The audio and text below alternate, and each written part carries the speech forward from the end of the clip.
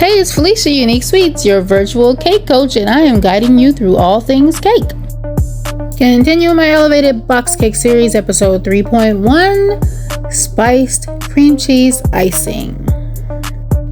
You're gonna need 1 pound, approximately 4 cups of powdered sugar, and 1.5 teaspoons of cinnamon, and you sift that all together. Now you don't have to use cinnamon, or you can use cinnamon and add some nutmeg or some clove, whatever you want.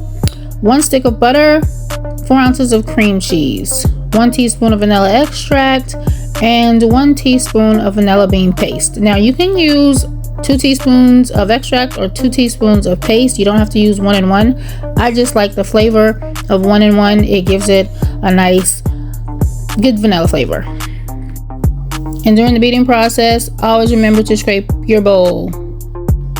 Typically, a cream cheese icing does not require any type of liquid, but because I added the cinnamon, it made the consistency of the icing a little bit thicker than I like it to be, so I did add 3 tablespoons of milk to it.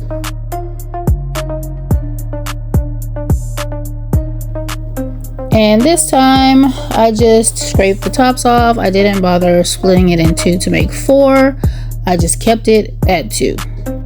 I also didn't put a lot on the outside. I thinly iced the outside, add a little bit of fall sprinkles to it, and this is how it turned out.